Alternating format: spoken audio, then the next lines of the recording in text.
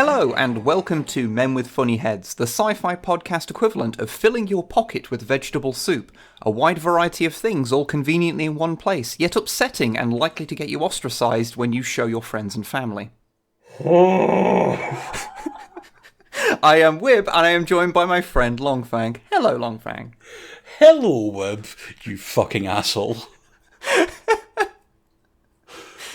Oh, that was good. Good work. Good work. Thank you. How are you doing? I don't know how I feel anymore after that intro. I'm here. I am present. You are a present being in this world. It's probably the right frame of mind to be going into what we're talking about today. Yes. Actually, yes. So, we are going to be talking about a series called Ultra Q. It is a 28-episode tokusatsu series that aired between 1966 and 1967. Tokusatsu, if you're not aware, being like Japanese effects-heavy series. So things like Godzilla count as that, or things like Kamen Rider, things like that, you know. Mm-hmm. Power Rangers, the Super Sentai series it's based on, comes under that category. Right, okay. So, Ultra Q was the first in the Ultra series, which you may, be more aware of as Ultraman. Although this doesn't contain Ultraman. It was originally intended to be like a kind of Japanese Twilight Zone sort of thing. I can see but that. In the end, they added in a lot more kaiju since Godzilla and Gamera were quite popular at the time. Because, that's just how these things go. Fair. It was made by Tsuburaya Productions, which was a company set up by Eiji Tsuburaya, who was the head of special effects at Toho for a long time. Right, so he had a history with that sort of stuff. Yeah. Well, I say head, he was the director of special effects on all the early Godzilla series, as well as other stuff as well, but that's what he's mostly well known for. Right. Which is why a bunch of knockoff Godzilla stuff shows up in early Ultra series stuff. The very first episode of Ultra Q features a monster called Gomez. That is an obviously modified Godzilla suit. And in the first season of Ultraman proper, there is a monster called Jiras, if I remember correctly, who is Godzilla, but with a frill-necked lizard frill. Yeah, I remember you sending me an image of that.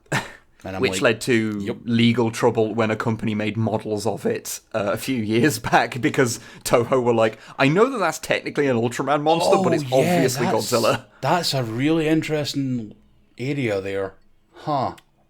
But basically, just because Eiji Tsuburaya was, friendly with Toho still, so he was able to just borrow suits and things for his shows. That would not happen nowadays, holy shit. Yeah, which is why, modified, I think there's a modified Baragon and Anguirus also show up in the Ultra series, as well as, they use the skeleton of, a Rodan flying puppet for something else.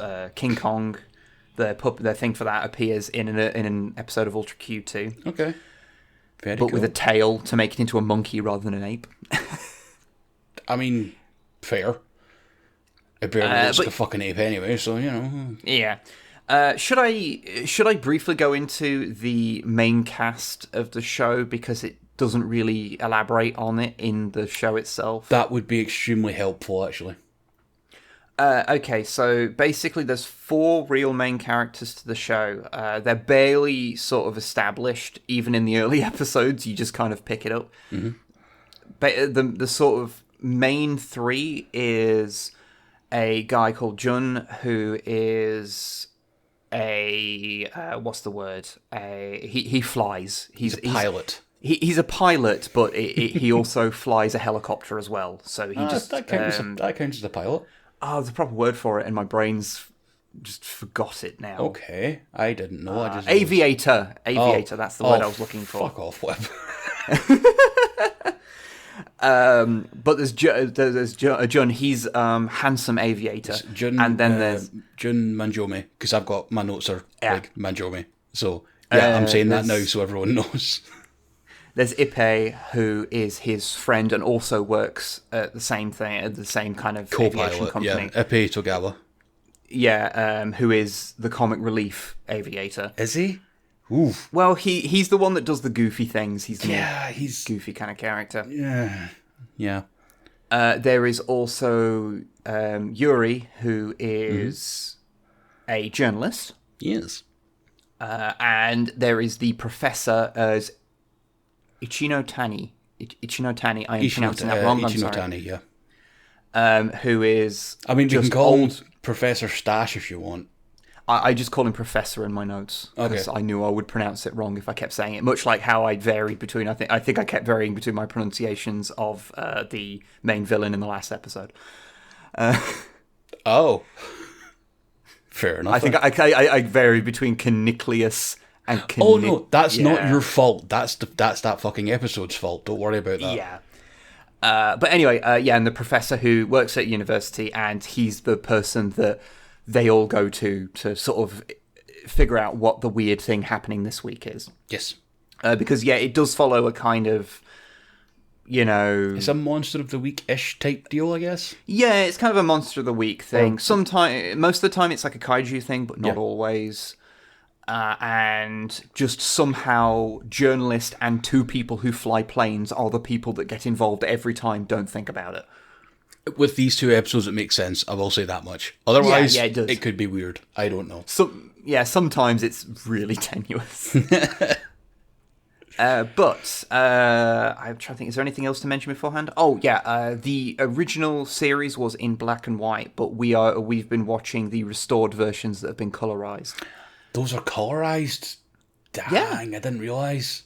They're it's gorgeous.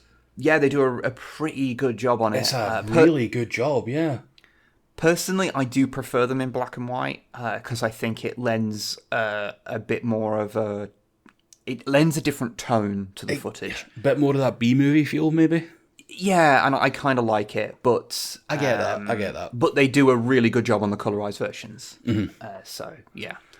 What we're going to do in this one, because the stories of a lot of these episodes are really, really simple. Like, I think episode 3 involves a giant slug who is adorable. Webb, you say that, but you haven't seen my notes. Because for those who don't know, and may want to tune out now, I'm doing the run-through today. Yes. So, fuck y'all, this is going to be rough. Buckle up. No. Cool. But the stories tend to be a little simple. The slug one is just alien slugs grow from pellets that we find. Oh no, slugs. And that's kind of the whole thing. That's not the one that you posted. Well, we know that was a snail, wasn't it, the one you posted? Or was that... No, it was a slug. Namagon's a slug then. Yes. So they're pretty simple. So we're actually doing 2 episodes. Yes. Which like together. Yeah, normally they don't follow on from each other, but these are 2 that have continuity between the 2. So we thought we'd lump these together in one big thing. It is episode 13 and episode 16, particularly if you want us pause this and go look them up. Because hypothetically, someone might have uploaded the whole series on YouTube of the nice restored version. Hypothetically, yes. Hypothetically. With reasonably good subtitles. Not the best, but reasonably good. Yes. So, would you like to start recounting episode 13, which is called Garadama? I was going to call this a Garadama trilogy, but it's actually just 2. Fuck, what's the term for that? Duology. Thank you. Yes, the Garadama duology. We'll go with that for... Is it duology? I should check this up. Yeah, I think it is, but also I think I'm wrong at the same time. Yeah, you look that up and chime in whenever you want. Yes, it is. I got it right. Great. Okay, we are professional podcasters here at Men with Funny Heads. Trust us, we'll have sponsors in no time and have to tell you about fucking ball shavers or some shit. Oh, it'd be great to be sponsored. What is it, Manscaped or whatever they call it? Just so we can talk about balls. I mean, that's just life for us anyway. Anyway, before... God, it's too early for a fucking tangent. Jesus. We start off with a shot of some lovely mountains and a road winding through a forest, complete with the most jaunty music you can think of. Oh, it's lovely. It's very... if you're familiar with, these kind of tokusatsu series, it's the goofy music they often have. Yes. It's great. I love it. A child is pulling a cart through the countryside, across bridges, and starts recruiting his friends to help push the cart uphill and to their destination, which turns out to be the schoolyard. The boy, I think his name was Mamoru, but I may be wrong. It is, yeah, they do say it. Yes, okay. Has come there to show their teacher a meteorite that he found. But he can pick up inches later than a feather and holds it above his head.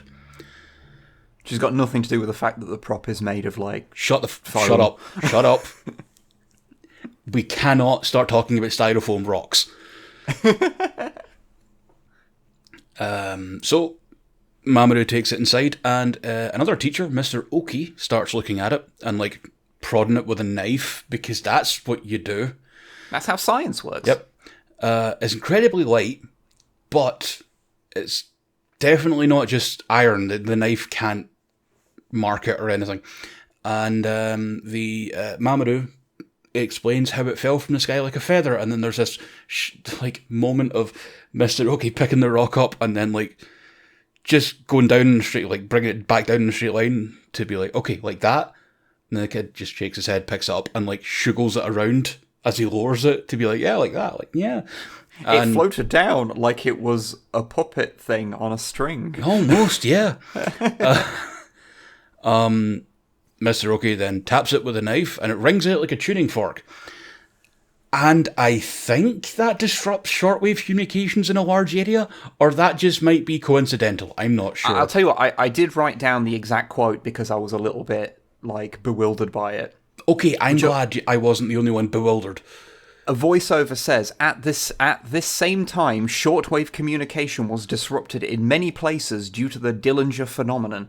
This is not being influenced by sunspot activity. Every observatory and radio wave monitoring station are trying hard to track this problem. Now, the Dellinger effect isn't the Dellinger phenomenon isn't a thing, but the Dellinger effect is, which is to do with which is any one of several ionics. What's the wording here? I'm getting this directly off Wikipedia. The Dellinger effect is any one of several ionospheric perturbations resulting from abnormally high ionization / plasma density in the D region of the ionosphere and caused by solar flare and or solar particle events.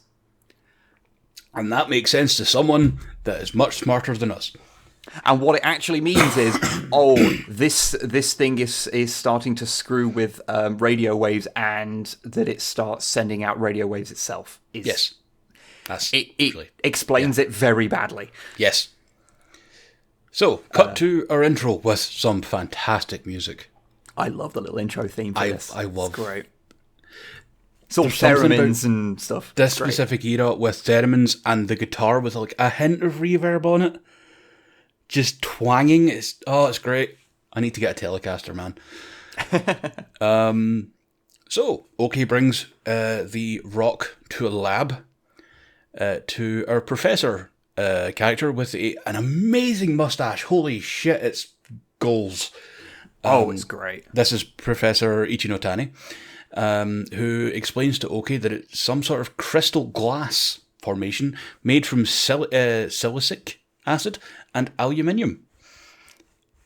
And a stone just like it was found in the Libyan desert recently, and it has since been named Chusonite.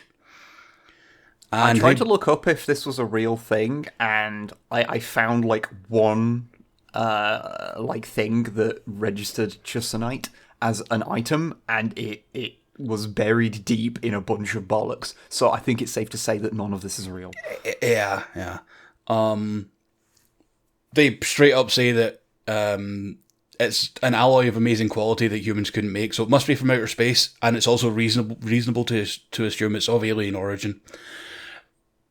Obviously. Science. Professor Tash, as I put it here, rather than Professor Ishinotani, because I'm the worst, takes a look at an oscilloscope showing a strange waveform coming from space, as if it's signalling to the... It's a fucking rock. Signalling to the Chusonite. I think this is actually a translation error, because Because every other bit of it, they talk about the signal coming from the rock. The rock. Yes. Okay. So I think it's a translation error in the version we watched. Signal coming from the rock. I think that makes way more sense, honestly. It's a bit confused at this start. They're trying to explain things, and you just left more confused. Webb, this whole episode is confused. I mean, yeah. Where was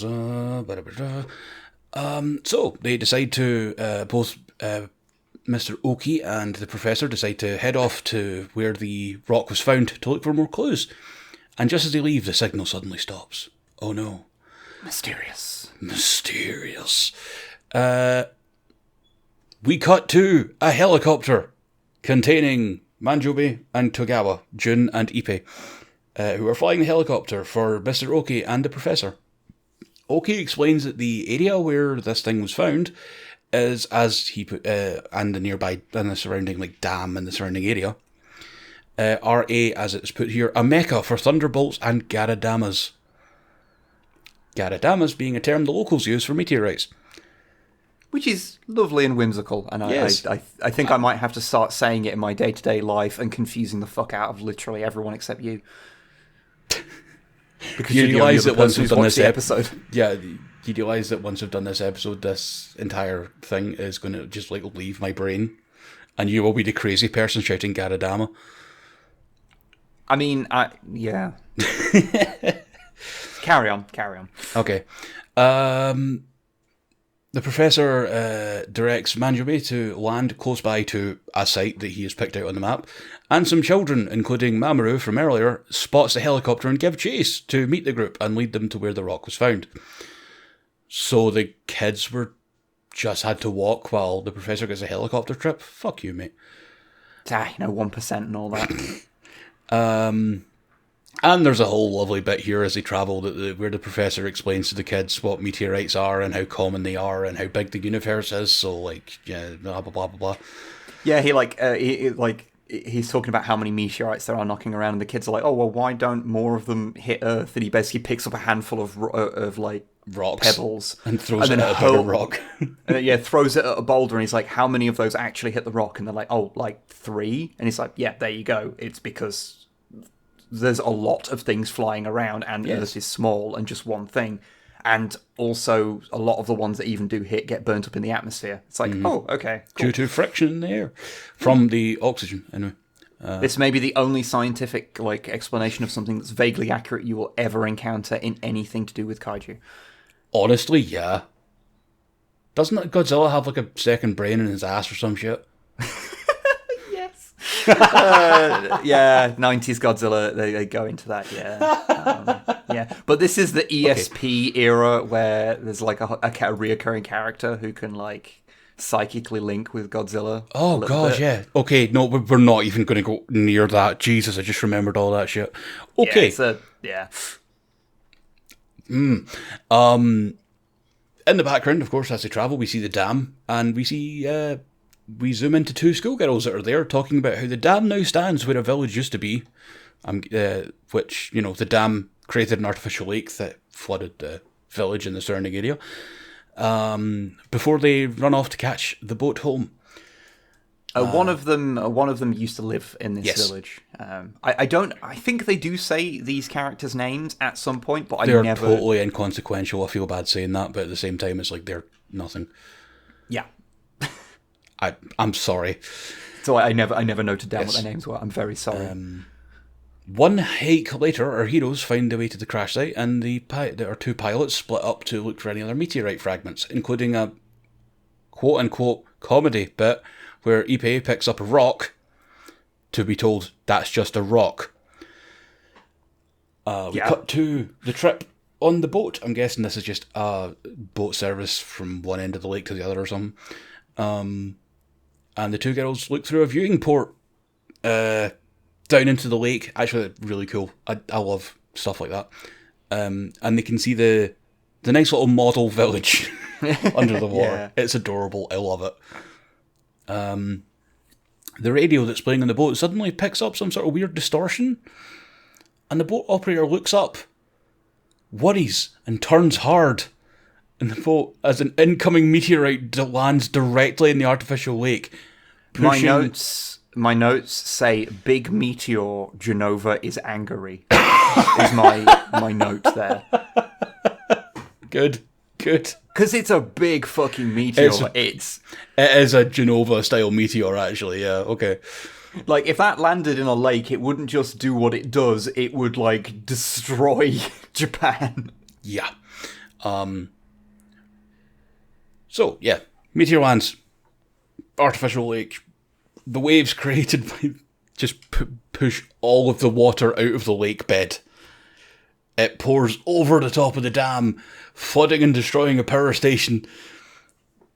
Cats and dogs living together, the end of the world. The boat is thrown through the fucking sky. This adorable little model boat. But the part that was kind of bewildering to me is that the girls go inside the boat and the captain just stays on the deck to scream. He looks like he's going to get into the cabin and then just doesn't. So, and the fact that you don't see him again, I presume he is very dead. I was going to mention that, yeah, he's fucking dead.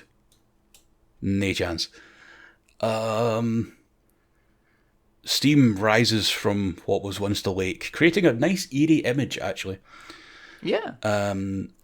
Oki and the other adults decide that it's better to take the children home for their own safety and to get them out of the show.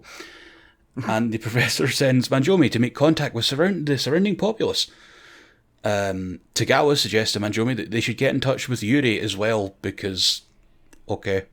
We need to get the other member of the main cast in the show. Yeah. And the professor takes Tagawa to see the dam more closely to, see the damage and be like, oh, that's bad.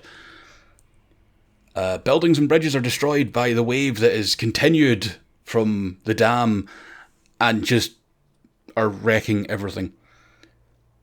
From the vantage point that Tagawa and the professor get to, they notice a boat that was thrown high onto the hill and has been trapped by, I think, tree roots. It's just kind of wedged there. Yeah.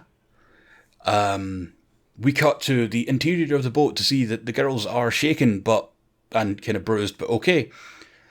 Remarkably unhurt, considering that they were in a boat that was catapulted literally hundreds of meters through the air and slammed into a hill. I wanted to state for the record that everyone should go and watch this purely for the tiny little model boat thrown into the air by the waves. It's so cute. I don't know, I think everyone should watch it for the monster. Don't fucking spoil anything yet, boy. Okay. Meanwhile, at the Minichi newspaper offices, Yuriko gets a call from Manjomi, who explains the situation and asks her to head to the professor's lab to, do things, I guess. And we cut back to the meteorite crash site, where what was once an artificial lake is now completely barren and the meteor is glowing very ominously. Yeah, I kind of interpreted it as being less that it just splashed all the water out of there, that it knocked most of the water out of there and then the rest kind of boiled away off from the heat. Yeah, you're totally right. It's just I'm a diddy and didn't actually go back in my notes to rewrite that bit because I'm silly. I apologise, everyone. It's fine. It's not like this is a... Please submit your CV to for the new co-host position on Men with Funny Heads. Look, this entire thing was put together in part so that I could torment you with things like Ultra Q. So yeah. This is. I'm getting that mental image of that Clockwork Orange scene. Malcolm McDowell's eyes pinned open, but it's just me, and you just putting in the eye drops and making me watch weird kaiju shit. Anyway. Manjomi returns to the professor as they watch the object and realise that, and then, notice, oh shit, there are people on that boat we saw, by the way. That's probably an issue, and the two pilots head off to rescue them. As the meteorite breaks open, revealing a thing. Now, I've got in bold here, Wib, please describe. I was going to get you to describe it, because that's normally my shtick, to get you to explain the weird thing. Okay, so the monster that we see is incredibly silly. It's called Garamon. Yes. And okay, where do you start? Its body is egg-shaped, Okay. and it has... I don't know how to describe it. It's like its whole back and like a lot of its body is hedgehog covered. type thing. It's kind of like a hedgehog if its spines were made of like solid leaves. Yeah, it looks like the spines or the scoot. It's more like scoots than spines, and they're like maple leaf shaped. And they're just all over it. It's got weird little arms that poke out the front that are just like bones. Yep. And they make rattly sounds, like they are like rattling bones, and its legs are the same kind of style. They're really skinny and like they are white and like segmented. They actually, for a very specific reference, they look like the limbs of Rem from Death Note. Okay. Which is another one of the other Shinigami that are in it that you see, who's got kind of like segmented bone arms. It looks a lot like that. And then its face, how would you describe the face? It has lovely eyelashes, for some reason. This is the thing.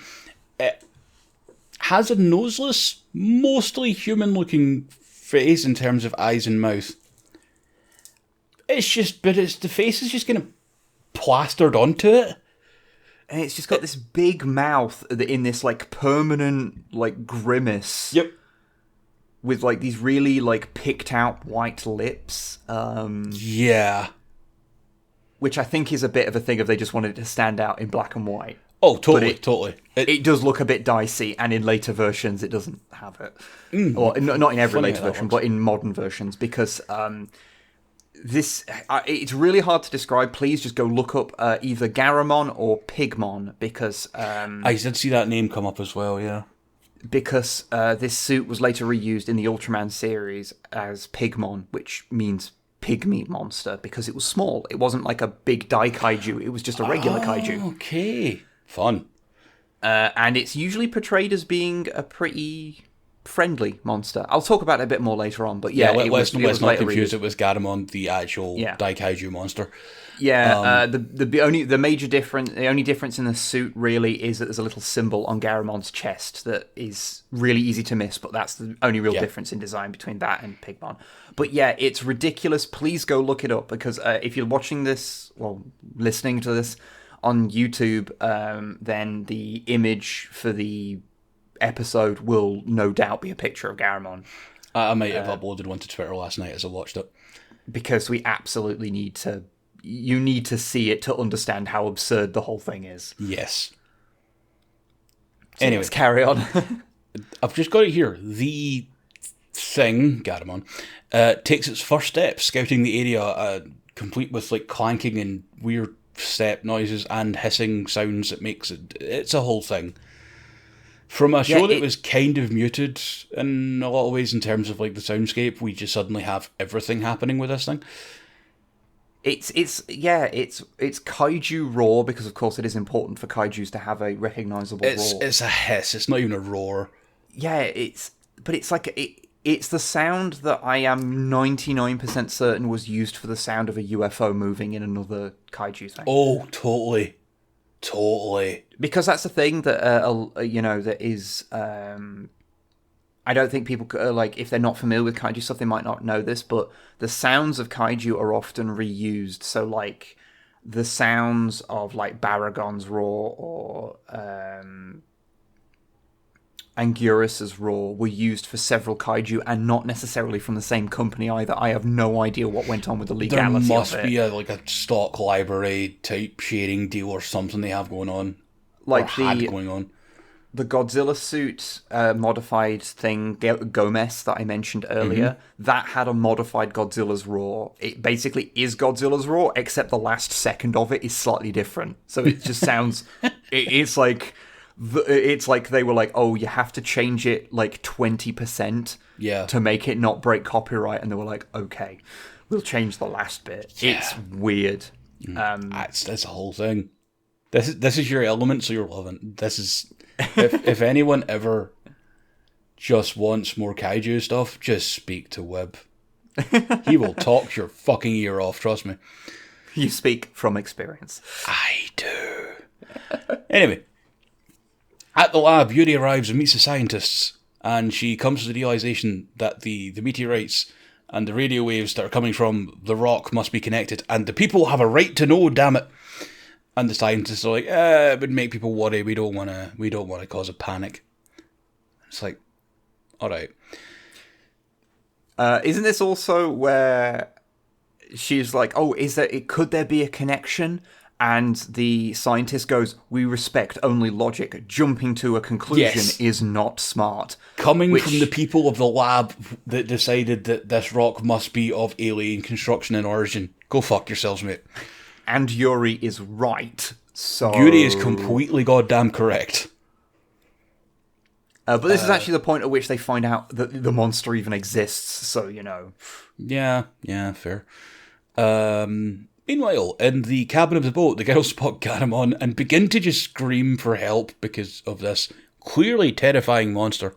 Because it's just fucking around, it's just kind of hopping around, because the suit is like, because it's like got a weird hunched kind of thing with the arms out front, it's really, you can tell that the suit actor has a lot of trouble, like, naturally moving in it. There's no, I feel bad for that actor, there's no way you could get much movement out of that damn thing.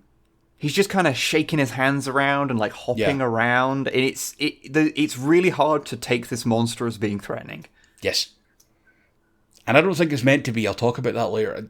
There's a thing that happens. I'll talk about it later. But yeah, the screaming gets the attention of the monster, who begins to walk towards it.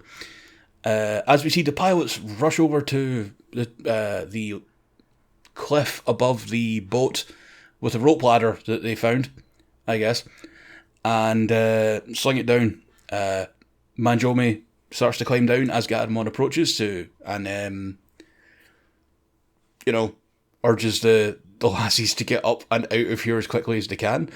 Everyone gets back on the ladder just in time as Ippei urges them to hurry, and Garamond smashes the boat to pieces. And that is the last you'll hear about these girls on the boat. They're gone. They're gone from the story now. We see them for a second, but other than that, they're gone. And yeah, when we see them for a second, Manjomi's like untying one of their shoes or something. It's weird. Okay, I didn't notice that. It's when the professor comes to the same conclusion as Yuri. Okay. Weird. And it's like, I'm guessing the director just went, yeah, just do what you would do to help someone after an accident. And he's like, the actor's clearly just like, I did shoelace, whatever, I don't know. Shoelace untied, I must tie shoelace.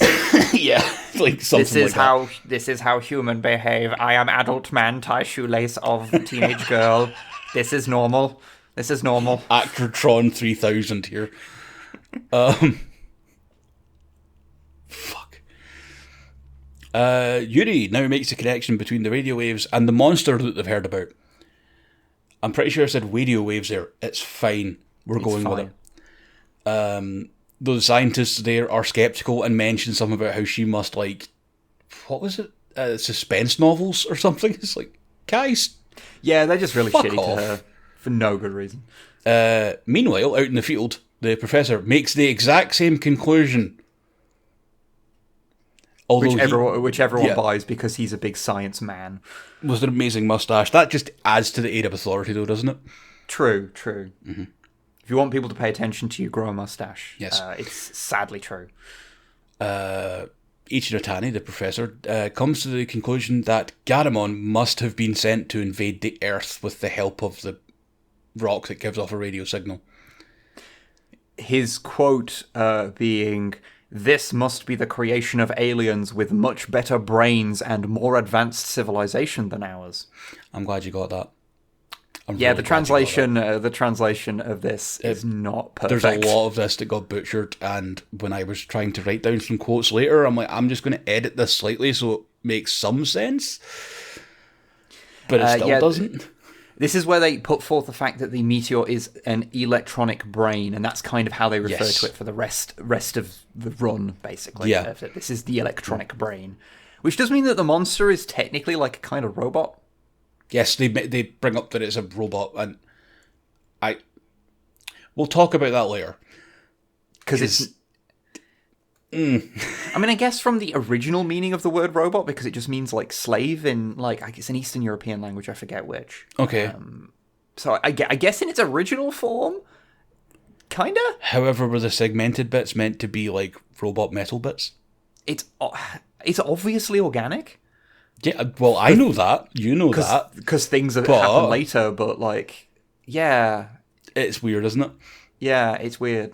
Meanwhile, we see that Garamon has decided to spin in a fucking circle, gets dizzy, and falls over. Just goofing off. Just being we cut to the lab where we find the scientists are cutting into the electronic brain using an angle grinder, and it's not working. This will be why Garamon decided to have a dizzy spell. Admittedly, I too would probably act a bit peculiar if someone took an angle grinder to my brain. Yeah. As someone who has had injuries from angle grinders, yeah, it's not fun. Very hot. Yuri suggests, and they're finally starting to listen to her, thankfully, that they suggest that just is there some way we can stop or block the transmission being broadcast by the electronic brain? And as we see when they stop the cutting, Garamon regains its composure and walks up to the dam that is totally not a tiny model. Shut up. There is something that needs to be mentioned. They earlier mentioned that the signal being emitted from the electronic brain goes out like every 10 minutes, but once Garamon appears, it's like a solid signal. So that's how they that's the reason that they're able to kind of go, oh no, these things are 100% connected. Right, okay. Yeah, this is what I was meaning about, like, you know how this is like a totally dangerous enemy and, you know, bad thing? Garamon sort of sizes up the dam and, like, has a good look at it. It's just, yep, okay, and then just barrels through it. Well, the thing is, he's not really trying to destroy the dam per se. He's heading towards where the brain is, and the dam just happens to be in the way. Like he's going to protect his brain. Counterpoint. Garamon then destroys some buildings for shits and giggles. Okay, yeah, he's also a petty little fucker. Like, I guess the buildings were in its path, except for the wreckage of the power station and the building beside it, which were just there. So it literally, like, turns 90 degrees to the left and smashes it. Their smug aura mocked him. Ah, I see. Back at the lab, the scientists placed what I have surmised to be some sort of Faraday cage type thing over the electronic brain that causes the signal to stop. We cut back to Garamon as it drops to its knees. Fluid leaks from its mouth and it collapses into a small puddle of water at the broken dam. A monologue brings us to the end of this episode. The alien's invasion of Earth is not over yet. Even if we destroy his electronic brain, there is still a chance that the aliens will try to challenge us for a second and even third time in the future. Which is, I guess, ominous considering there is a second episode, but not a third one. I wonder if they planned one. Yeah, I was thinking that too. So, Webb, should we talk about that episode now, or should we just do an overall at the end? I mean, I guess if you want, we can kind of just have a little bit of a thing of like how we felt about this episode before we go into the second one. Okay, cool. Webb, what the fuck did you make me watch? This is... okay, I think this is that thing where I've watched a lot of kaiju stuff. Be it Godzilla, Gamera, other Toho things like, you know, Mysterians, Rodan, your other things, as well as watching nonsense like Pulgasari and Yongari and Ultraman, although not as much Ultraman as I'd like because there's a million seasons of Ultraman. We'll get to that one day. But I've watched probably hundreds of hours of kaiju stuff in my life. So everything that happened in this is perfectly normal to me. Even the completely flaccid ending. Yeah, that's actually super common in old kaiju stuff. The end of the original Godzilla's kind of a bit like, oh, okay, it just kind of happens. True. And even the one I remember being particularly kind of flaccid is the end of the original Rodan. It just kind of, oh, well, I guess that's over now. Like it's not uncommon for them to have kind of just nothing endings. I of course poke fun for comedic effect. this show's adorable. Yeah, it's actually really interesting to see this is where Ultraman came from. That's the most interesting thing to me. Because, yeah, it was this series, a few weeks after this series aired, Ultraman aired, and it was just another thing in the same series. In the Ultra Cinematic Universe. Yeah, and Ultraman is, of course, still going today. Like, they are still making Ultraman series, and they have pretty much consistently since the 60s. It's genuinely interesting to see this origin. I do have some more information about that later, which we'll go into in my patented Wib talks about the pointless trivia that he found whilst researching the episode. I know you have quite a bit, and I'm glad. I have a bit. So, shall we go on to the next episode, which is episode 16, Garamon Strikes Back? I would love to say I had less notes on this one, but actually looking at it, I totally have more. Yay! I will say up front, I like this episode more because it's way goofier. Yes, I completely agree with you there. So yeah, we begin in a moodily lit street with a man walking past the sign for the Astronomical Physics Laboratory. The man walks towards the building and a smile creeps across his face. He pulls a device from his jacket that remotely cracks a safe inside the lab. We see a security guard doing the rounds, checking each room, unlocking each one, looking in, closing the door again, locking it.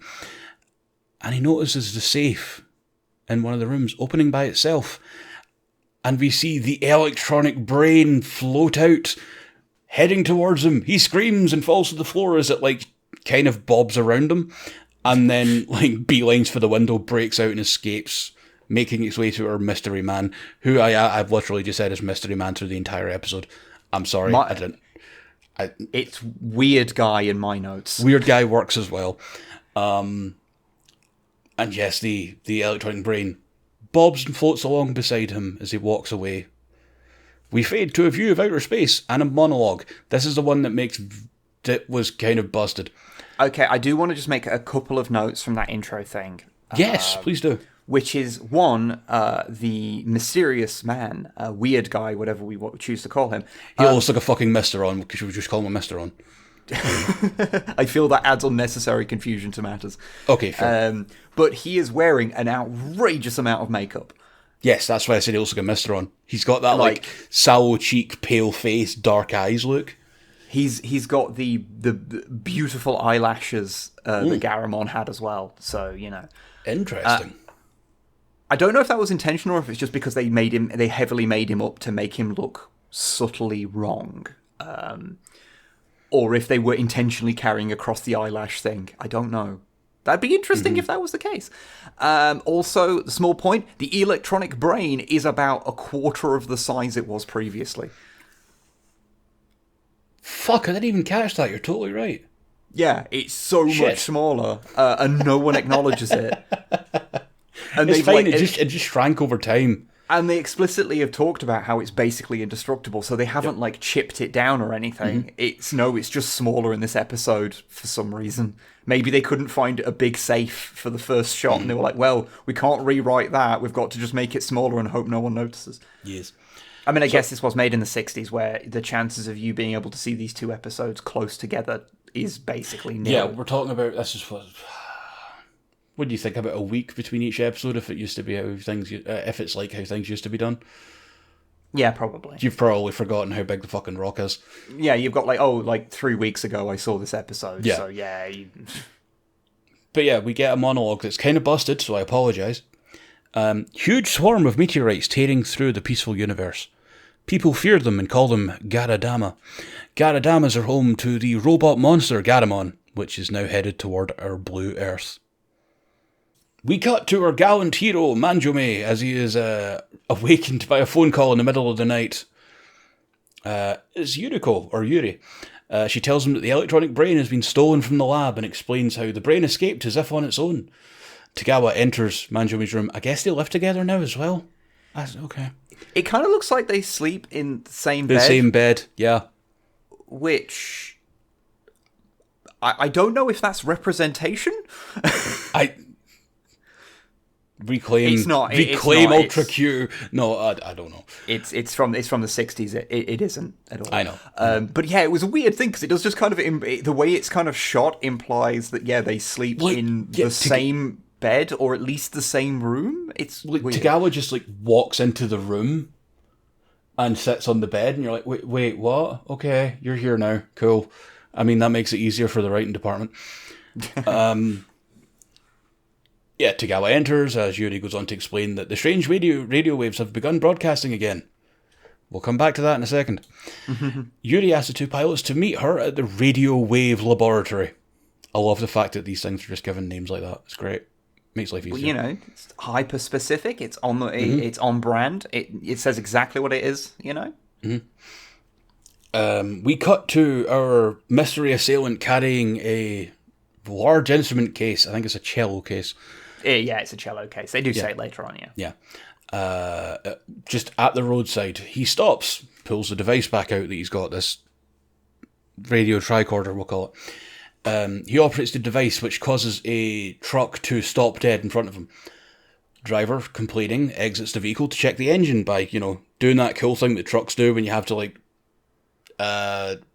remove the entire front cab, lift the entire front part off the truck. I love that. Oh yeah, it's really fun. The mystery man walks up, gets way too close to the guy, and asks to hitch a ride to Haruna. The driver, confused and also somewhat scared, asks the man how he knew he was heading there, while the man just puts the fucking cello case in the back of the truck as if he's already been told he can do it. The mystery man dismisses the driver's concerns and climbs into the cab. And it turns out the truck can miraculously work again, as if it was stopped by our weirdo. At the radio wave labs, our heroes are reassured by Hanazawa, another scientist man. Extremely handsome scientist man, I think was my original note before I got his name. Did they say his name right at the start? Because it took me a while before I picked up his name. They don't. Okay, good.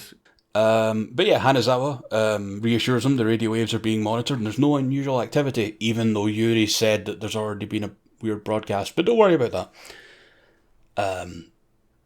Tagawa theorizes that maybe the brain just returned to outer space and everything's going to be fine. And Yuri worries that although Garamon was stopped, who's to say the aliens won't try it again? These aliens that sent that fucking thing to invade Earth. They might do it again, and then we have to put the brain in a box again. It's going to be very difficult to stop him. Aboard the truck, a radio plays and the driver whistles along to the tune. It's a very of-the-time tune. I really like it. Yeah. Oh, I did forget to mention. There's a phrase that the driver says when the truck first starts working again, and he's just he's like, "Oh, such a whimsical truck," which is just a turn of phrase that just made me smile. Yeah, I like that. It's one of those ones where it's like, oh yeah, you can tell this driver spends a lot of time in this truck and treats it as a friend, and I like that. Anyway, the mystery man uses the weird device he has to activate the electronic brain. The cello case opens and the signal begins. Our heroes are just about to leave the lab in their very nice car when Hanazawa calls out to them from the balcony, telling them they've detected strange radio waves. The lab can actually get a rough estimate of where the signal's coming from, and can also tell it's moving at high speed, as if it's in a car. Hanazawa... Yeah, it says it's 90 kilometers an hour. Yes, thank you. Hanazawa directs scientists to call the police, shut down the roads, etc., etc. Another lab worker appears, giving the news that there has been an ionospheric disturbance caused by a swarm of meteorites, and they're headed for Tokyo, with an estimated impact in 30 minutes. The hunt for the brain begins. You actually see a little bit earlier, they show 9 meteors. Yes, in a weird formation, yeah. But that's not how many we see later. Don't worry about it. It's just a weird inconsistency. Don't worry about it. Back in the truck, the radio starts an emergency broadcast, warning the populace of the incoming robot monster things. and to evacuate the Kanto region. Meteors begin to rain down as we cut to our heroes attempting to drive through throngs of evacuating people despite the police protesting that you should not be driving into the city. Yeah, I do have another point as well that I noticed. They say in the lab that these meteors containing the monsters will land at 8:48, and then literally 30 seconds later on the radio in the truck it says that they'll land at 11:48. Okay, right. I got that as well. And it confused the shit out of me, which is why I didn't mention specific times. Yeah, I kept watching. I watched it through like 3 times to see if I was missing something, and it was like, no, it's just just a translation error. It's either a translation error or just a fuck up. Yeah. A meteor passes overhead and smashes through a building nearby our heroes. In the truck, the driver reassures the mystery man they'll be safe, and they'll stop at a rest. They'll take a break at a rest stop nearby. Because they're driving away from Tokyo, so yes, it's a little vague about what's happening. It gets really vague about that, honestly. But then again, it's one of those things where if you know where was it Haruna is, you'd probably understand better what's going on. Yeah. On the road trip, children step out, trying to like literally step out onto the road to flag down the truck. Jesus Christ! It was a different time. No shit. And they attempt to hitch a ride. Our mystery man passenger demands to the driver just fucking ignores them and continue on. However, they're unaware that one of the children had just snuck into the back of the fucking truck. Which seems like a really good way to get kidnapped. Yeah, it was a different time, I guess. Yeah. And as the driver gets back into the truck and honks the horn to get the rest of the kids to move and sets off again, we see that the child has found the electronic brain. Oh no. Dun dun dun. He found the brain. The brain. Aboard a helicopter with our heroes. They're in a helicopter now, by the way. Hanazawa searches for the brain and consults a Tokyo radio lab, which tells them that the brain is passing through the area of the Misawa Pass. In the meantime, we see more meteors touch down, smashing through buildings and landing in the bay. I guess it's the bay area or a port. I can't remember now. Oh god. It's like it's possibly like just this kind of general Bay Area. The thing is, Tokyo is fucking massive. So that's why I'm like, I'm not going to give an official like fucking term for it, because I don't know. I'm sorry, I don't want to insult anyone. There's also kind of a fun part of when one of the because only 2 are shown to like smash into the thing. Even though we saw 9 earlier, just forget about the other 7. Don't worry about the number. That actually, the number might make sense later. Anyway, continue. But when one of them smashes into the building, because of the way they have to do these things, you actually see the building start exploding like a fraction of a second before the meteor hits it. I'm so glad you caught that as well, because clearly it's like one of the bits of debris on a fucking string or something, and they pulled that one first. Like, don't get me wrong, I'm not sitting there going, oh, it's shoddy, because I love Suitmation No, stuff. fuck that. This is great. This is what you tune into these sort of shows for. Yeah, it's meticulously made little cities getting destroyed in fun ways. And it's just because it's made for TV, so they don't have the time to like. And a lot of these things probably, are. Yeah, if these things fuck up once, they get one shot. Like, so if something goes wrong, they just have to use that shot, and especially when it's TV, and they don't have the money to like redo shots, which they can sometimes do in the movies. But like at these, it's like if it's not great, tough. It's just how it happens. Yeah. Because the amount of work to make a TV show of like this level of like special effects work, tokusatsu show is nuts.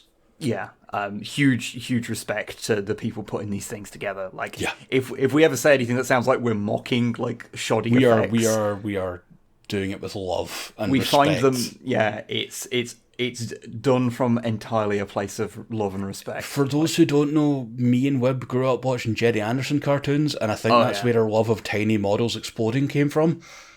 We should totally do like a Thunderbirds or Captain Scarlet episode. Captain Scarlet and the Mysterons. Yeah. With the fucking Mars City? Moon City? I don't remember which now. That set's incredible. Anyway, the child in the back of the truck begins poking at the rock with a ruler, I think. The electronic brain, sorry. I think it's a ruler. I don't honestly know. And our mystery man takes note, realizes what's going on in the back of the truck. I guess they're connected. Ooh. Our truck stops at a rest stop. The driver is waved over by a colleague to watch a news report on the TV. The news report goes something like this. Tokyo's in ruin and the world is under assault by Garamon. So, your 9 meteor issue? Maybe. I believe is because the rest of the fucking planet is having a Garamon invasion as well. Huh. I suppose that could be it. Although saying the world is in danger from a single kaiju is a thing that happens all the time in these things, so... It's not a single kaiju, though, is it?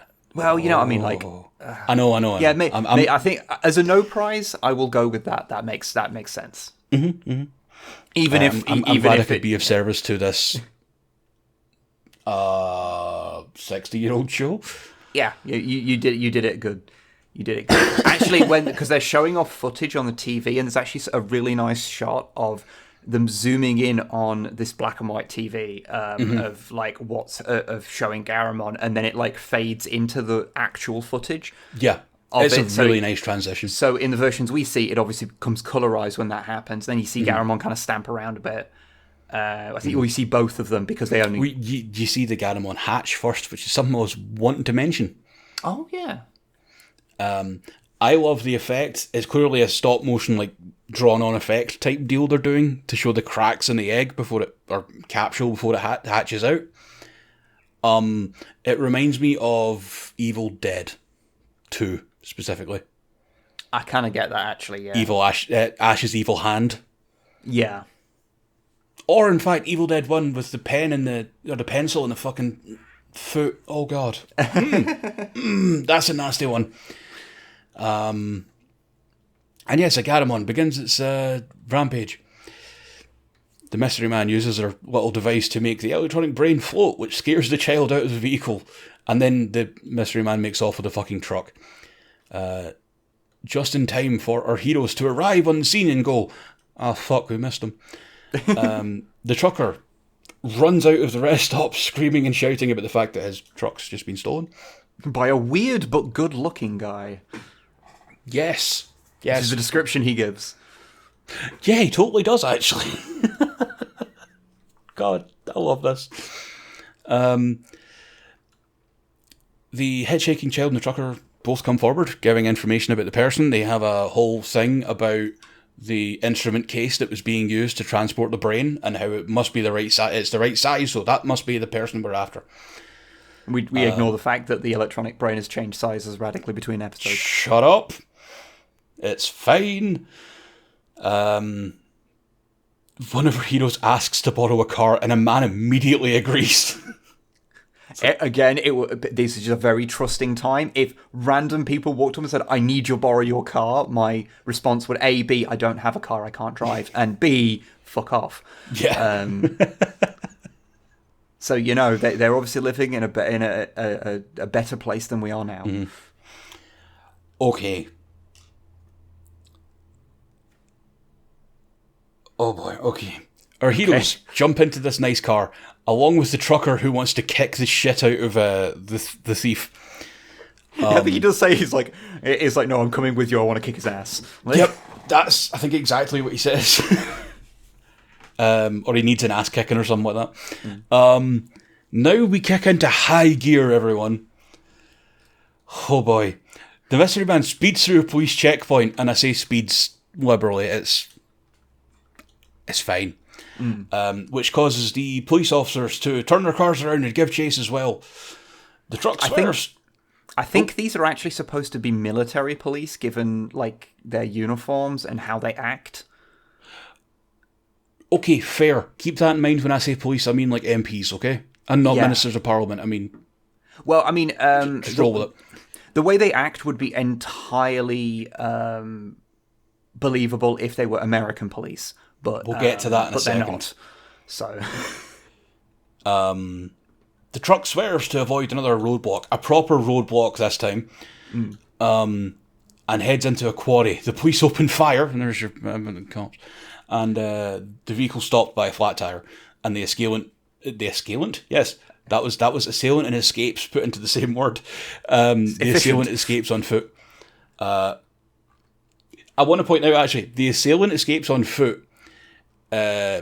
He actually jumps out the cab, runs to the back of the truck while being shot at, doesn't get hit once, and then runs.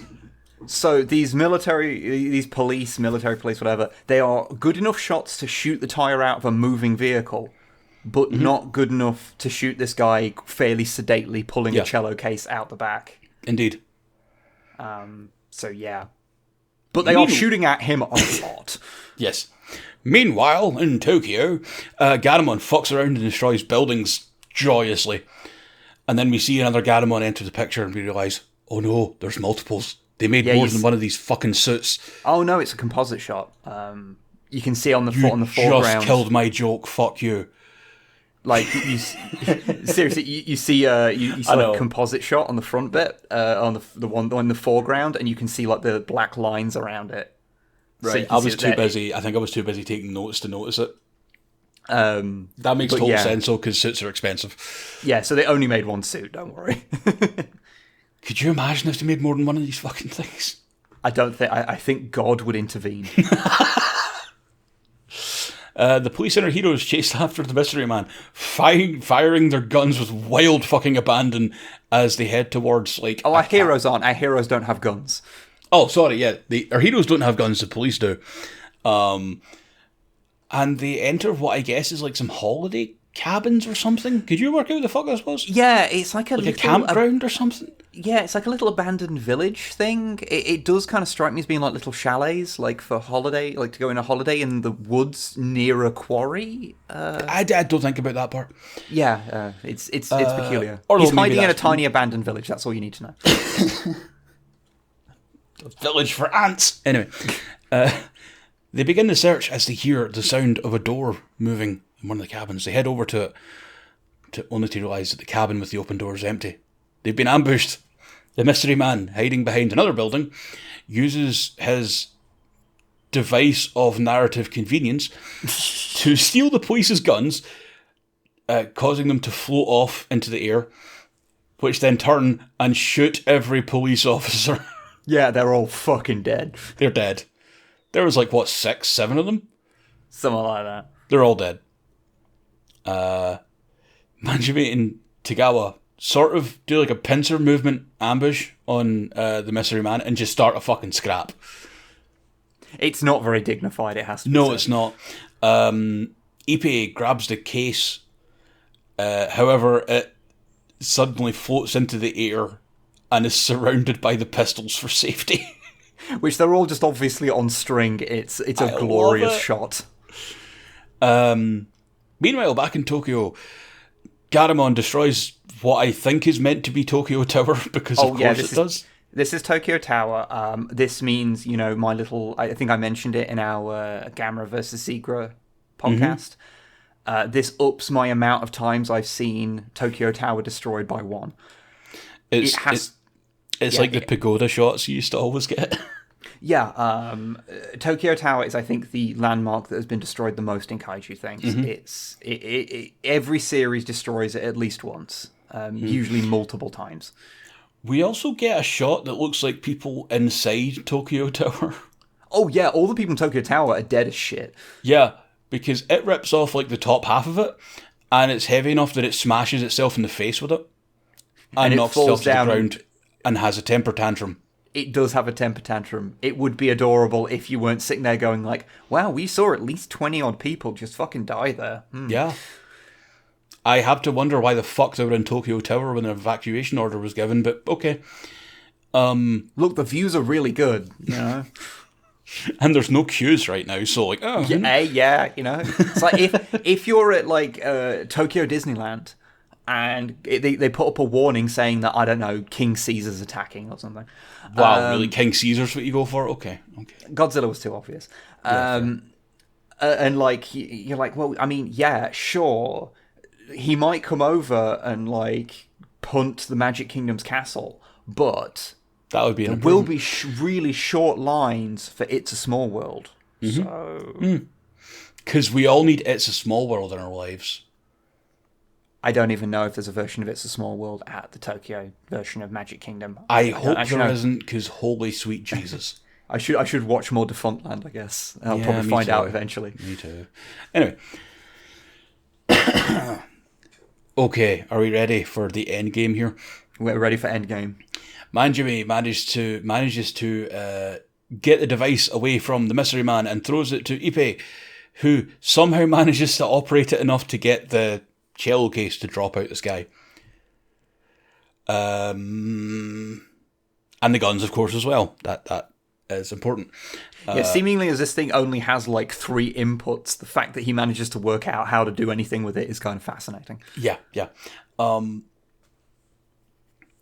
Yuri warns Tagawa that the assailant is coming for him, so Yuri like does a proper fucking judo style throw to the guy to get him on the ground for a second, and just fucking legs it to throw the device into the lake that is nearby as well. A handy lake. Handy lake. Everyone needs a handy lake. Quarry, small village, abandoned small village, and lake. These things all exist within centimeters of each other. Yes. They're all just a different angle of the camera shows one of these. Yes. As Tagawa and the Mystery Man run off, our trucker picks up a pistol. And as Tagawa throws the device into the lake, the trucker just shoots the fucking Mystery Man in the back. He really loves his truck, okay? Yeah.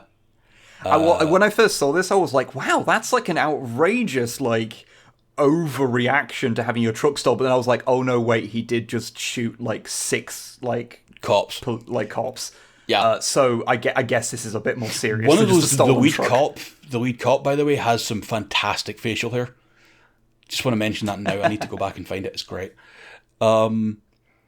Anyway, in the meantime, while all that's going on, Manjumi and Yuri manages to wrap up the brain in some radio wave deadening foil, I guess. They wrap it up like a baked potato. Yes. Like a baked potato.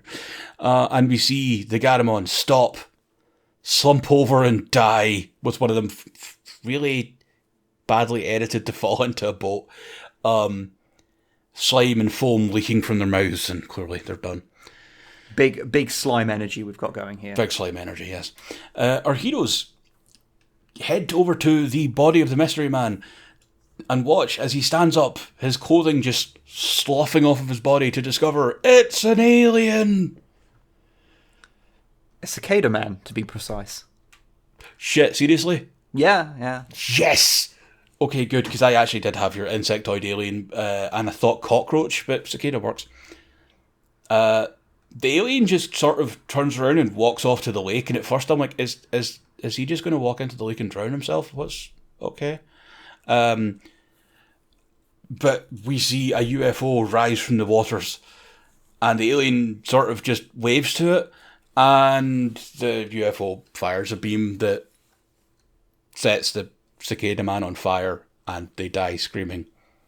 Yeah, it's pretty harsh death, actually. Like, I know this guy, I know he was a bad person, but, like, wow, he gets it hard. He gets shot, and then he's like, friends save me, and then they set him the fuck on fire. I think the bit that's worse is that we see the burning the whole time, because I'm guessing they just set fire to what is effectively a wacky arm-flailing inflatable tube man. Basically, yeah. It's great, although the screaming is horrendous.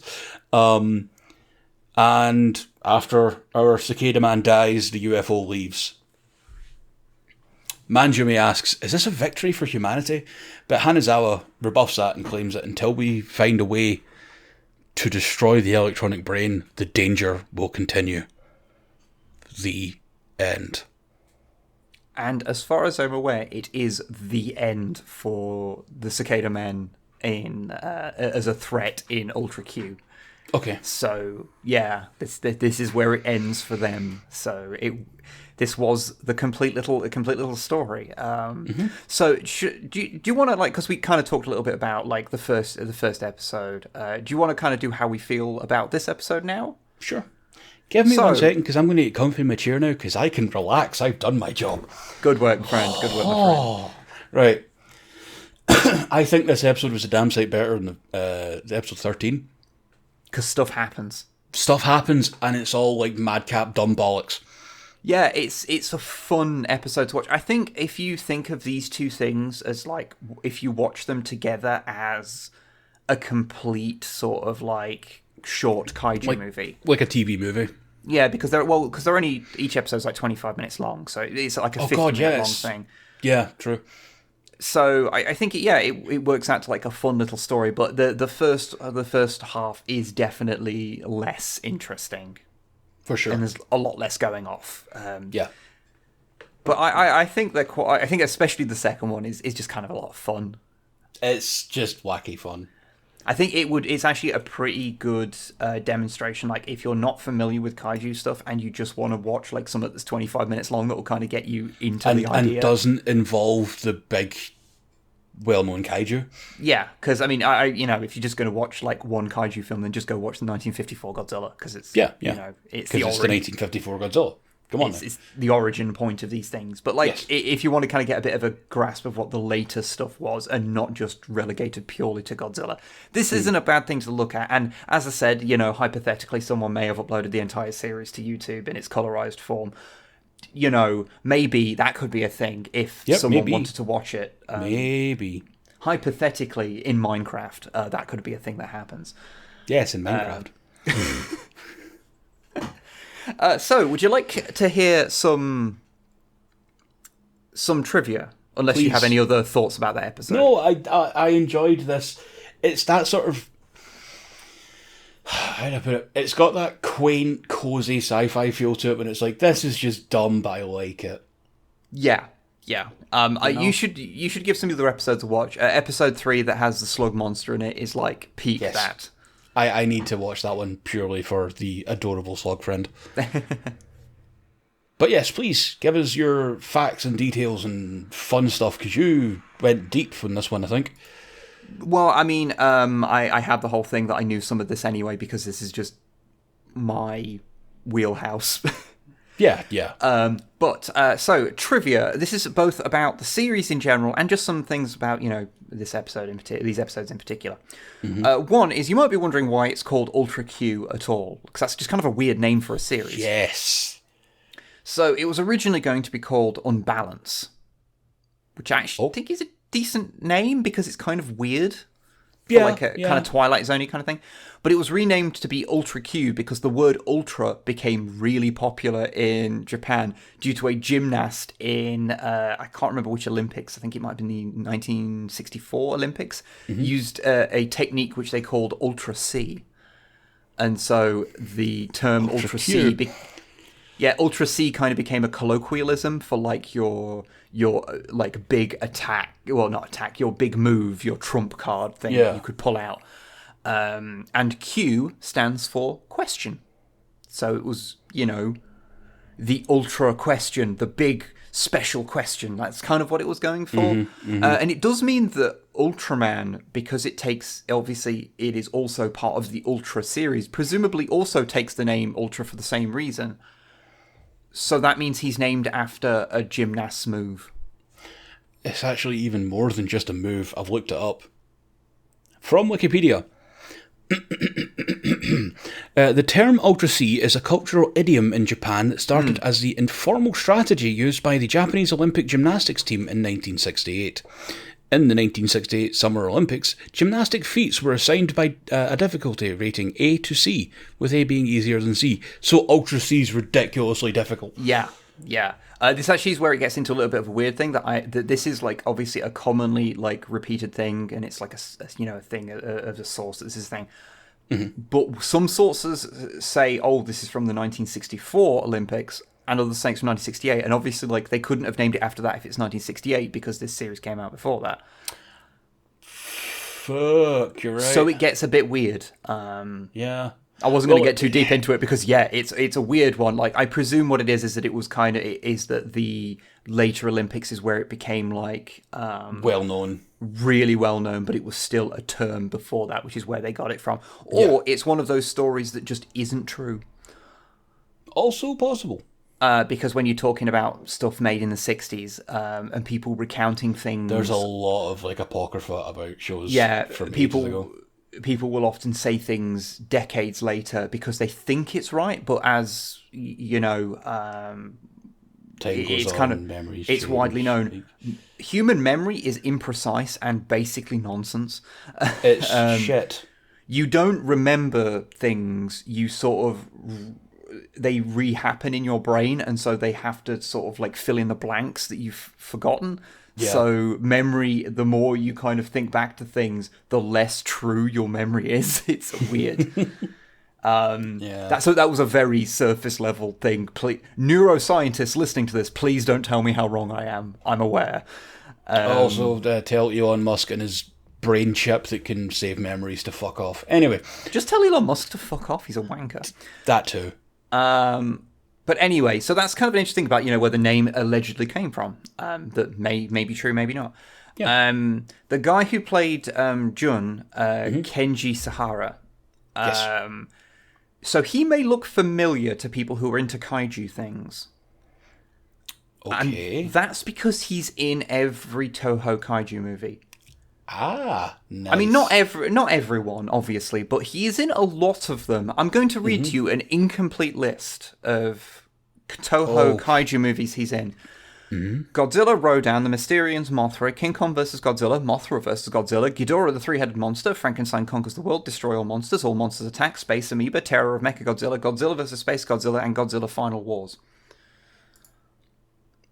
Wow. And that is nowhere near all of them. He Still alive, by the way, too. Yes.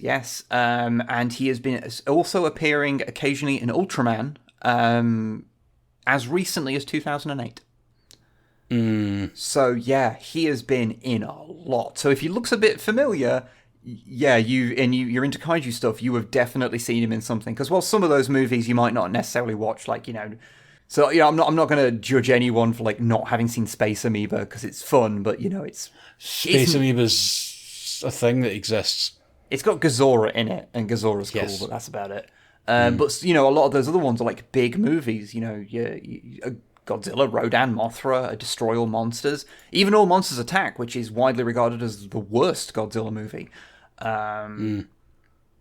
That's the one where it technically occurs in our world as opposed to Godzilla's world, kinda, maybe, but also not. Don't worry about it. It's weird. It's weird. It's its own continuity basically, and it's terrible. Don't watch it.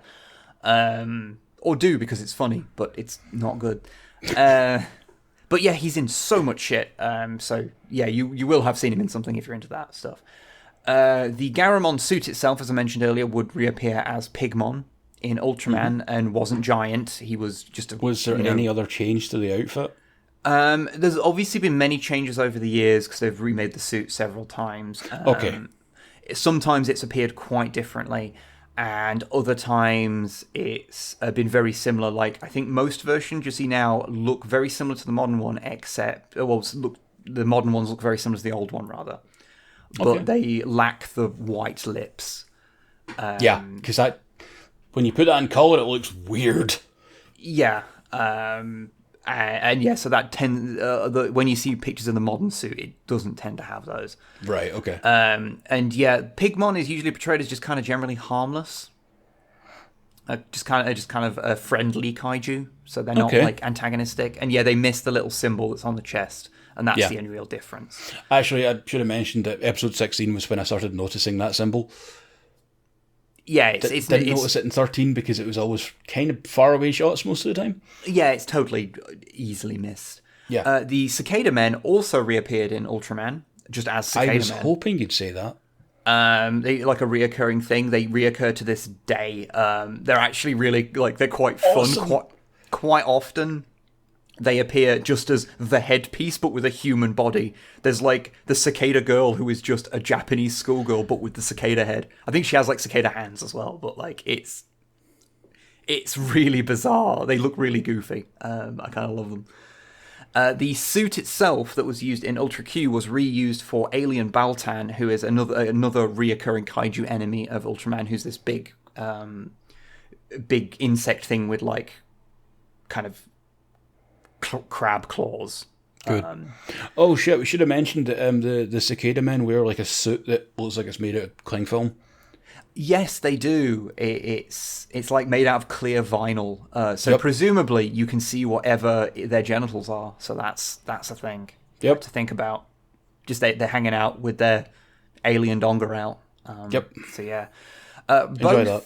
Both Garamon and Cicada Men would also appear in another franchise, Redman, which was also made by Subaraya Productions.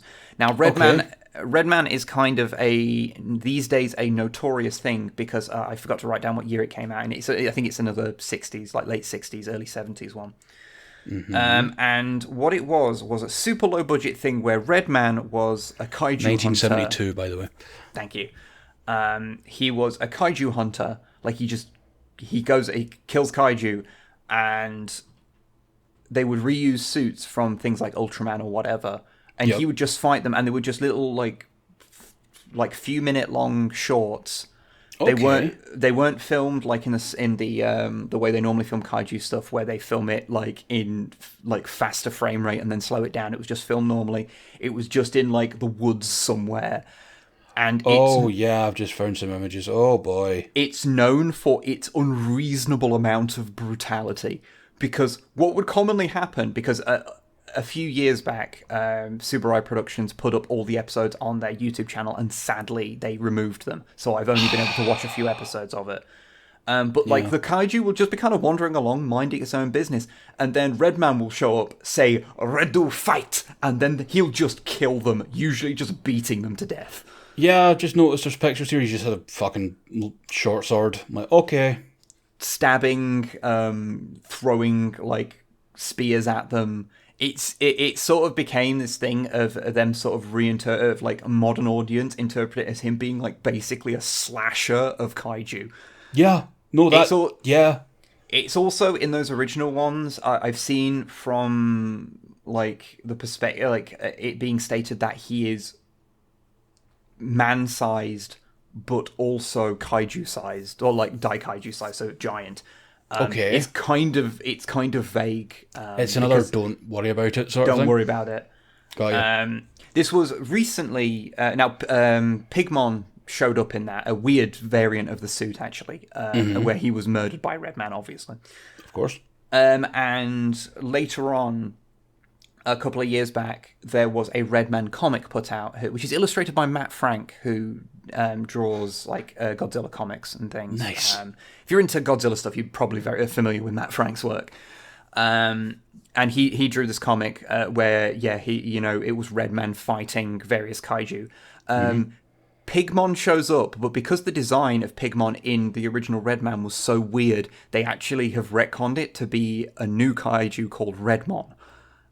Who is again harmless and exists to get eaten by another kaiju in this comic. Oh, good. There's just a lot of them, and that's one of them totally gets eaten.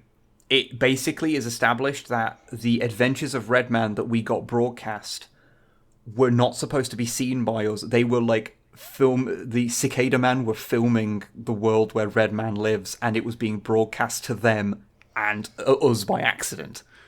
Okay. Which is a thing. Yeah. Yeah. Thank you, by the way, to Mr. Sketches, who gave me the comic a while ago at Warhammer World. Oh, shit, yeah. But yeah, so that's fun. Now, despite the Ultraman series continuing with Ultraman, which started in the same year as Ultra Q, and has gone on literally until this day. And it will continue forever. It is one of the most incomprehensible things to try and get into. The trick is you just pick one that looks fun to you and just go with it, because the continuity is super... Continuity exists. As a suggestion. but don't worry about it. The only one I've watched the entire way through is Ultraman Leo, which is like from I think that's late 70s. I think it's the last 70s one, because the next one after that I watched most of as well, which is Ultraman 80. Okay. Ultraman Leo is actually really fun, by the way, because it is unreasonably upsetting all the time.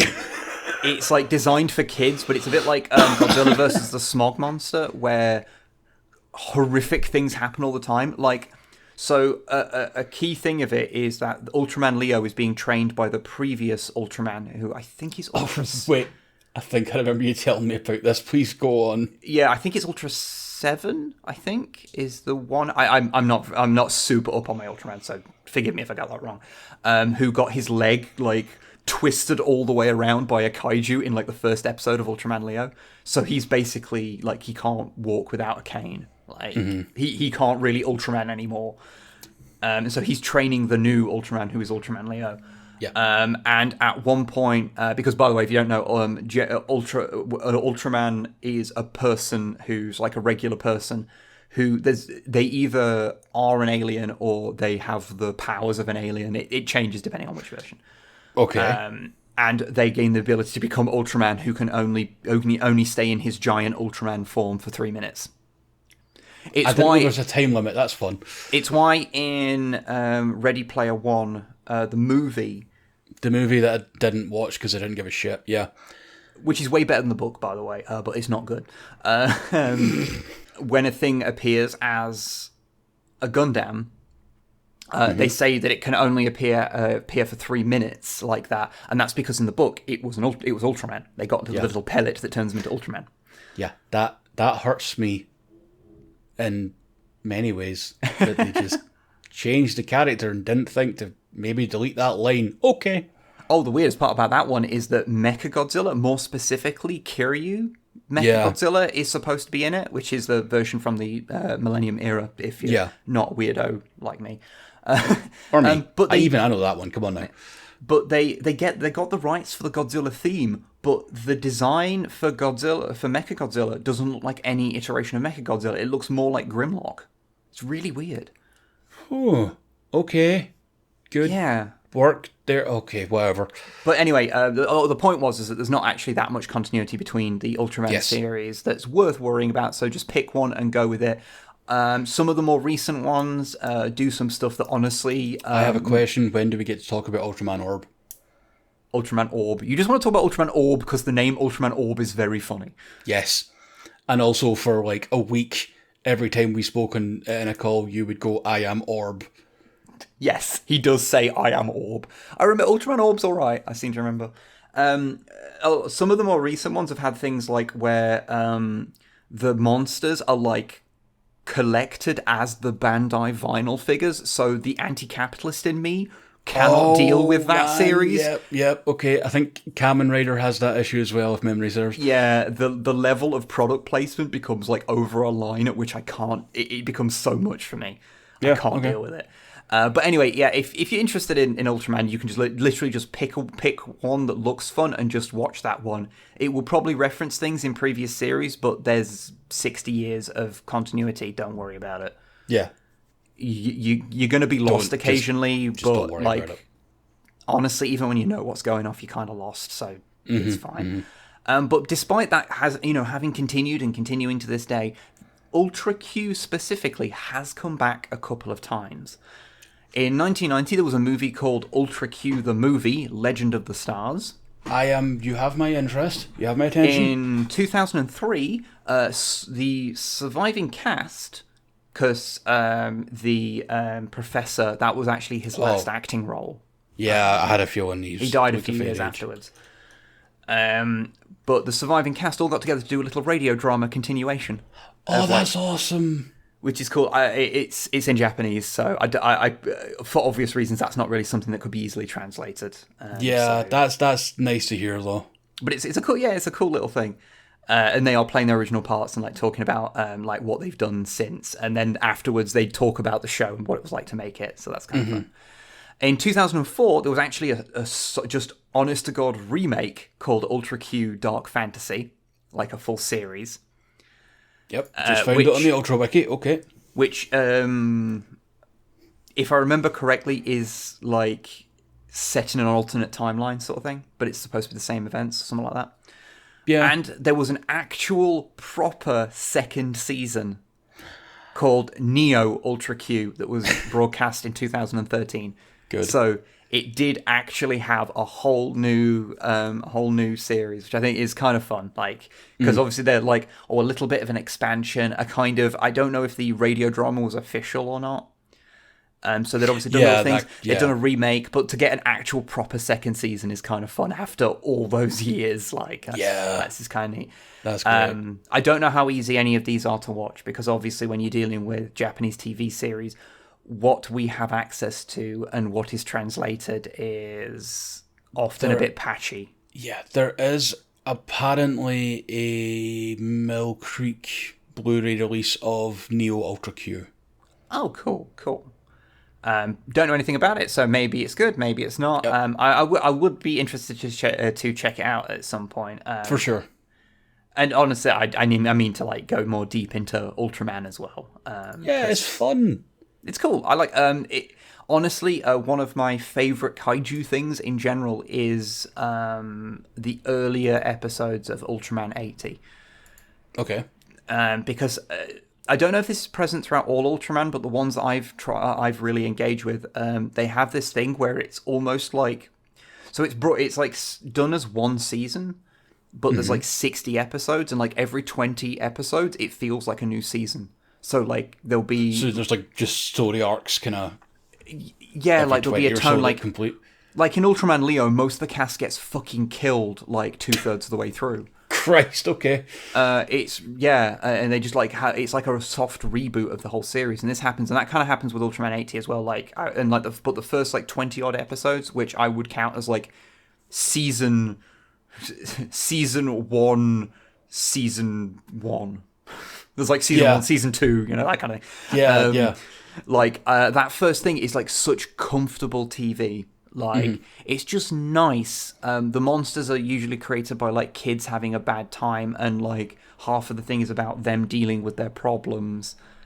And then Ultraman will fight the thing, and it's got like this really like pleasant intro theme that's just got this nice tune that gets stuck in my head for weeks, like Ultraman 80. It's just this nice little song. I just really like it. I like hearing you being passionate about things, Web. That's why we do this show. But yeah, Ultraman is fun. Ultra Q is fun, and go check it out. It's fun. Do you have anything to say as a conclusion about these episodes that we've watched or anything?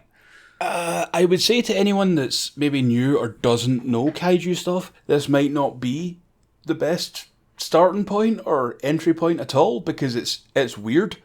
But if you can look past the kind of clunkiness of it, it's good fun. Yeah, and I think we need more like sci-fi stuff that's just good fun. Yeah, and if you are into kaiju stuff and you haven't watched it, then definitely give it a shot. Yeah, if you're like a kaiju nut, you should probably watch this for sure. I think not every episode is like explicitly a kaiju thing. Like, I watched one that was just about a giant plant. Like, technically it was a giant monster plant, but it also wasn't like a suit thing. It was just a giant thing that had tentacles, and the tentacles attacked people. Okay. It wasn't really when you look at it, you don't think kaiju. So okay. not every. I mean, I've obviously only seen like maybe 8 episodes of the show, and that was the only one that doesn't have some kaiju stuff about it. But not everything's like that. But if you're into kaiju stuff, definitely give it a shot if you haven't, because it being the sort of like not quite origin of Ultraman, I think it kind of gets like put to one side a little bit, and so it kind of it kind of deserves its place for being the sort of beginnings of that. Yeah, I mean, this is where one of the big 3 of the kaiju series, the kaiju like franchises came from. Because it's Godzilla, Gamera, Ultraman is kind of the big 3. So it's really interesting to see. I think that's a damn good spot to wrap up there, Wib. So I think you're right. Yes. So what we should do before we plug our pluggables and bid you farewell, we do have a little thing to mention. I'm just going to take a second. Plug our pluggables is the worst thing you might have ever said. Oh, I stole it from Robert Evans, don't worry. Okay. We are doing a thing for our 10th episode. We are going to be doing that thing about talking about Star Trek ships. Because you all want to hear us fucking ramble like assholes. And rather than just us spout off what our favourites are, we decided to do this... And why the Constitution class is superior. And, we thought we would rely on democracy. So... I'll put a link in the description of this to the... Actually, no, I probably won't put a link because it'll be out of date by the time you read this. Basically, just go to my Twitter at WibDoesTweets because what we've currently been putting up is a big old Twitter poll that is basically broken down. We started with 32 ships that we picked from Star Trek, and... We've put them up in polls, and people are voting on them. They were randomly selected what groups they were in, so that's why Constitution and Galaxy class ended up in the same bracket. We're very unhappy about that. Yes, I'm very unhappy about that. And we're going to go and see what the most popular one is by going through several brackets and breaking it down further and further. We're doing a full tournament out of this. It should be interesting. I do ask that anyone who votes on future polls does their best to stop the Prometheus winning one of the brackets, because holy fuck. Why are you saying that? People are going to vote for it now. No, vote for whatever you want, obviously. It's just Andy Dick's on that ship, people. It's the dick ship. You don't want to vote for the dick ship. It's the dick ship. With multi-vector assault dicking. Oh, no. Never say that again, Wib. Anyway, so yeah, we're putting those up. Episode 10 will be a thing where we go through the results and we talk about the ships. And it should be a lot of fun, and who knows, we might do stuff like that in the future. Like, hell, that's something that we could easily do, like with Star Wars or whatever. For sure. Or even just general sci-fi ships that don't come in like a big franchise. Basically because I just want people to have to make the decision of, do they vote for Blake 7 the Liberator or the Lex from Lex, That's a decision I want people to have to make. Counterpoint. The ship from Farscape, Moya, I think it is. Moya, yeah. Better than both, just saying. Anyway, continue. Could be Talon, which is the little one from that, the little living ship, who's kind of cool.